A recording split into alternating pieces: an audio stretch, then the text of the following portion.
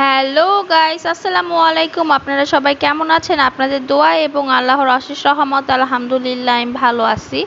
তো এখানে দেখতে পাচ্ছেন ছোট ছোট ফুচকা আর টক। তো আমার বেশ কয়েকদিন ধরে ফুচকা খেতে ইচ্ছা করতেছিল।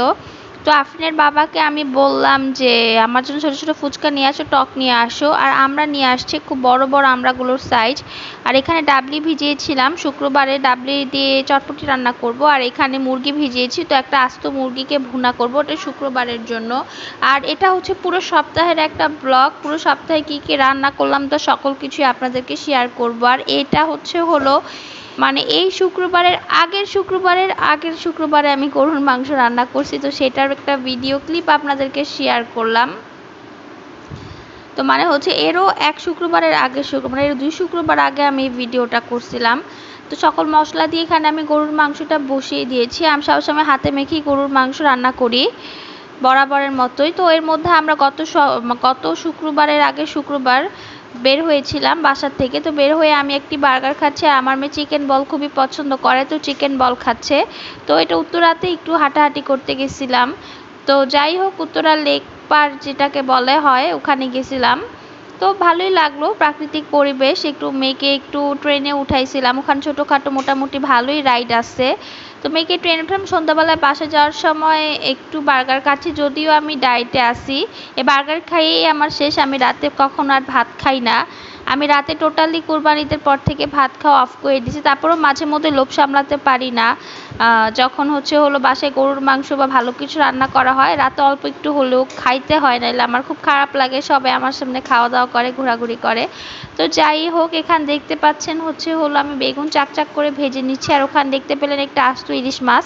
তো সেটাকে আমি ভালো করে কেটে নিব। আমি ইলিশ মাছ কখনো বাজার থেকে কেটে আনি না, বাসায় কাটি। কারণ ইলিশ মাছটা আস্ত ফ্রিজে রাখলে স্মেলটা ভালো থাকে, যখন খাই তখন বের করে কেটে নেই। আর এখানে দেখতে পাচ্ছেন বেগুন চাকচাক করে হলুদ গুঁড়া, মরিচ গুঁড়া, লবণ দিয়ে ভালো করে পাতলা পাতলা করে কেটে ভেজে নিচ্ছি। তো আমার বেগুন ভাজা দিয়ে গরম গরম ভাত খেতে খুবই পছন্দ। আর এখানে পটল আর আলু কেটে নিয়েছি বড় বড় করে, দেখতে পাচ্ছেন। আর কাঁচামরিচ পেঁয়াজ কেটে নিয়েছি। তো আজকে পটল আলু দিয়ে ইলিশ মাছের ঝোল রান্না করব। তো এখানে বেশি করে কাঁচামরিচ আর পেঁয়াজ তেলে দিয়ে দিলাম ভাজার জন্য, দেখতে পাচ্ছেন। এখন ভালো করে তেলের মধ্যে পেঁয়াজ আর কাঁচামরিচটাকে ভেজে নিব। আর এখানে পটল আর আলুটা কেটে রেখে দিয়েছি। এই যে এখানে ইলিশ মাছ ভালো করে ভেজে নিয়েছি, দেখতে পাচ্ছেন। ইলিশ মাছের মধ্যে ডিম হয়েছে। তো এই সকল ইলিশ মাছগুলোকেই আমি রান্না করব, কারণ আমাদের ইলিশ মাছ রান্না করলে একটু বেশি ইলিশ মাছ লাগে। যে ইলিশ মাছটা দেখতে পাইছেন সেটা পুরাটাই রান্না করছি, কারণ ইলিশ মাছ আমার খুবই পছন্দের মাছ। আমার পৃথিবীতে যত মাছ আছে সব থেকে পছন্দ আমার ইলিশ মাছ। তো যাই হোক, এই যে এখন এটাকে ভালো করে ভেজে নিব। যদি কেউ কখনো প্রশ্ন করে আপনার প্রিয় মাছ খেয়ে, আমি বলবো আমার প্রিয় ইলিশ মাছ।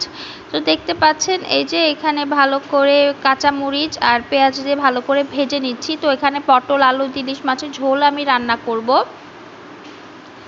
এই যে সুন্দর করে দেখতে পাচ্ছেন আমি ভাত ভেজে নিচ্ছি। তো বেশি করে কাঁচামরিচ আর পেঁয়াজটাকে ভালো করে ভেজে নিলে হয় কি, তরকারির ঝোলের স্বাদটা খুব ভালো আসে। আর ঝোল তরকারিতে সবসময় আমি বেশি। তো এখানে দেখে নিচ্ছেন পেঁয়াজ আর কাঁচামরিচগুলোকে আমি ভালো করে ভেজে নিচ্ছি তরকারির ঝোল করার জন্য। তো দেখতে থাকুন। আর আমার আগের রান্নার ভিডিওগুলো দেখে চ্যানেলটিকে সাবস্ক্রাইব করবেন, লাইক করবেন, শেয়ার করবেন এবং সুন্দর সুন্দর কমেন্টস করবেন। আর আপনারা কি কি রান্নার ভিডিও দেখতে চান তারা সবাই কমেন্ট বক্সে কমেন্ট করবেন। আমি আমার সাধ্যমতো অবশ্যই চেষ্টা করব আপনাদেরকে সেই রান্নাগুলো দেখানোর। তো যাই হোক, ভয়েস দিতে যেয়ে কালকে প্রচুর ডিস্টার্ব হচ্ছিল, এই কারণে পুরো সপ্তাহটার ব্লগই অনেক দেরি হয়ে গেছে। তো বারবারই বলতেছি এই ব্লগটা কিন্তু এই সপ্তাহের না, গত সপ্তাহের এবং এর আগের সপ্তাহের কিছু মিলিয়ে এই ব্লগটা। তো দেখতে থাকুন কি কি করি। তো এখন দিয়ে দিলাম হলুদ গুঁড়া পরিমাণ মতো। তো আমি আমার রান্না যারা বরাবর দেখে থাকছেন ইলিশ মাছের, তারা জানেন আমি ইলিশ মাছে বেশি কোনো মশলা ইউজ করি না, জাস্ট হলুদগুলো, মরিচগুলো আর লবণ দিই। আমি যেটাই তরকারি রান্না করি না কেন, ভুনা হোক, সবজি দিয়ে হোক, যেভাবেই হোক। তো আমি তো একদিন আপনাদেরকে ইলিশ মাছের লাল ভুনা শেয়ার করেছি। সো আজকে ইলিশ মাছ দিয়ে পটল আর আলুর ঝোল দেখাবো আপনাদেরকে। তো সাথেই থাকুন, দেখতে থাকুন কি কি করি। এই যে দেখতে পাচ্ছেন। আর এখন দিয়ে দিব হচ্ছে পরিমাণ মতো লবণ। এই যে কি সুন্দর করে আমি লবণ দিয়ে দিলাম। এখন ভালো করে এটাকে কষিয়ে নিচ্ছি। তো তরকারি কষানোর উপর তার স্বাদ নির্ভর করে। তো 2 মিনিট কষানোর পরে দেখতে পাচ্ছেন এখানে পটল আর আলুগুলোকে ভালো করে এখন ধুয়ে নিব আমি। তো পটলগুলো খুবই সুন্দর ছিল, জাস্ট এর মধ্যে একটা পাকা হয়েছে। তো অনেকে পটল রান্না করার সময় বিচি ফেলে দেন, কিন্তু আমার বিচিটাই খেতে খুব ভালো লাগে। আমি ভাত খাওয়ার সময় বিচিগুলোকে আলাদা করে বেছে বেছে খাই, তো আমার এটাই বেশ পছন্দ। তো যাই হোক, এই যে পটলের আলুগুলোকে আমি এখন বেছে নিয়েছি, দেখতে পাচ্ছেন কত সুন্দর করে আমি এখন বেছে নিয়েছি পটল আর আলুগুলোকে। তো এই যে এখন আমি তরকারিতে দিয়ে দিলাম। তো এখন সবজি দিয়ে ঝোলটাকে আরও কিছুক্ষণ কষাবো। বেশি ভালো করে কষানো হলে তারপর আমি ঝোলের পানিটা দিয়ে দিব, কারণ সবজি থেকেই প্রায় অনেকটা পানি বেরিয়ে আসবে।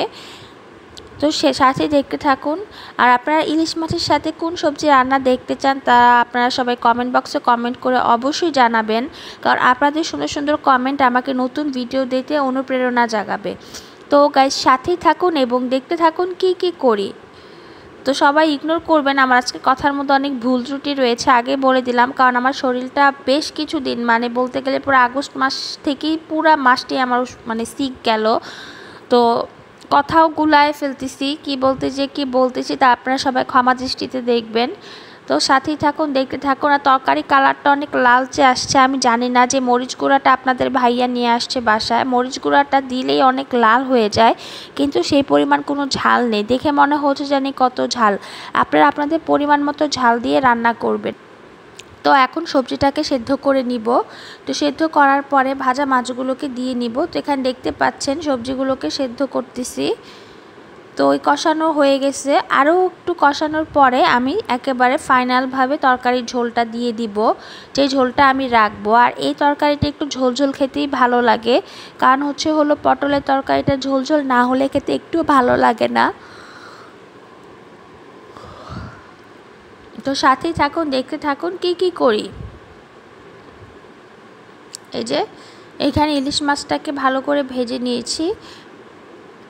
এই যে আমি ইলিশ মাছগুলোকেও দিয়ে দিলাম, আর একটু পরিমাণ ঝোল দিয়ে দিলাম, কারণ বেশি ঝোল দিলে মাছগুলো ভেঙে যাবে, কারণ আমি আগেই কষিয়ে নিছি একবার অলরেডি। তো আরেকটু ঝোল কমে এলে 2 মিনিট মাছটাকে রেখে তরকারিতে তারপরে হলো আপনাদেরকে ফাইনাল লুকটা শেয়ার করলাম। আল্লাহ হাফেজ, সবাই ভালো থাকবেন, সুস্থ থাকবেন।